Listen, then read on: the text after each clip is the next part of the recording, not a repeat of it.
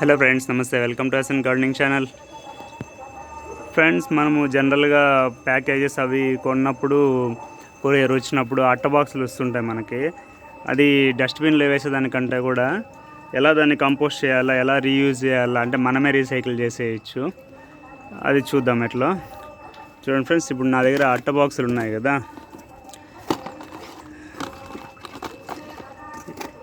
ఇవన్నీ కూడా paper రిలేటెడే. But దీంట్లో ఏమంటే ఇట్లా టేప్ వేస్తుంటారు కదా పార్సల్ సెక్యూర్ చేయడానికి, అవి ఉంటుంది. ఇంకా దీని మీద అయితే ఒక కోటింగ్ ఉంటుంది, పాలిథిన్ కోటింగ్ ఉంటుంది దీని మీద. సో అదేం పెద్ద ఇష్యూ కాదు. ఇప్పుడు ఇది చూసారంటే డిఫరెంట్ టైప్స్ ఆఫ్ వేస్ట్స్ అనమాట. ఇవంతా డిఫరెంట్ టైప్స్ ఆఫ్ వేస్ట్. ఇది చూడండి, ఫిలిప్స్ బ్రాండ్ మీద దాని మీద పాలిథిన్ కోటింగే లేదు. ఇది సూపర్.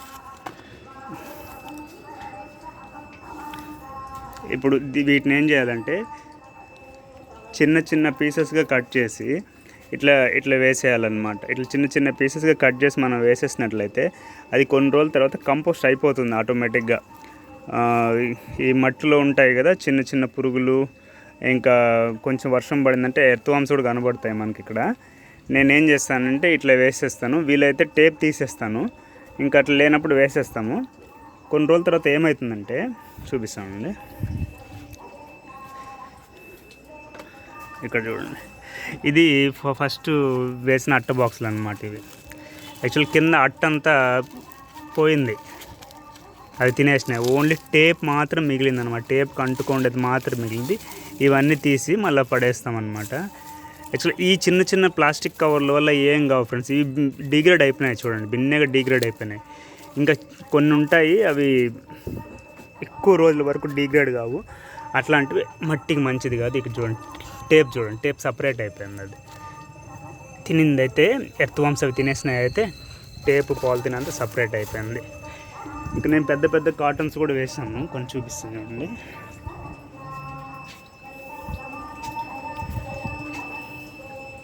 చూడండి, ఇక్కడంతా కూడా వేస్తున్నాను పెద్ద పెద్ద కాటన్స్. యాక్చువల్గా పార్సల్లో వచ్చిన బిల్స్, పేపర్ రిలేటెడ్ ఏదైనా సరే. ఇక్కడ చూడండి, దీన్ని అట్లే వేస్తున్నాను.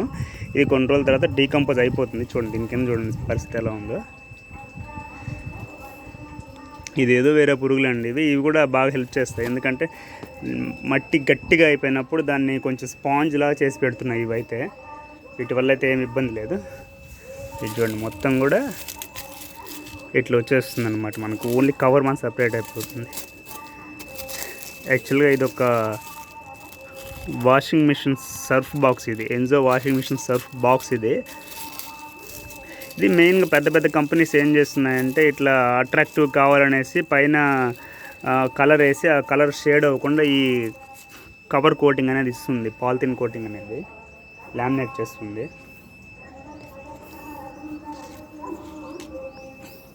ఇక్కడ చూడండి ఫ్రెండ్స్, ఇక్కడైతే నేను పెద్ద పెద్ద కాటన్ బాక్స్ వేస్తాను. ఇప్పుడు లైక్ వాషింగ్ మిషన్ వాటికి వస్తాయి కదా పెద్ద పెద్దవి, అవి వేసేస్తున్నాను. మ్యాక్సిమం అంటే వెళ్ళిపోయాయి. 2 లేయర్స్ ఉన్నాయి, ఇంకా పేరు కనపడుతుంది చూడండి మీకు. 2 లేయర్స్ ఉన్నాయి. ఇప్పుడు ఒక లేయర్ ఆల్రెడీ కంప్లీట్ అయిపోయింది, అది ఇంకో లేయర్ కూడా వెళ్ళిపోతుంది. సో ఇలాగా మనము కంపోస్ట్ చేసుకోవాలన్నమాట. ఇట్లా చేసినామంటే 50% ఆఫ్ వేస్ట్ చెత్త కుండీలు నిండదు, ఆరోగ్యాలు బాగుంటాయి అందరికీ. ఓకేనా? Okay friends, thank you for watching.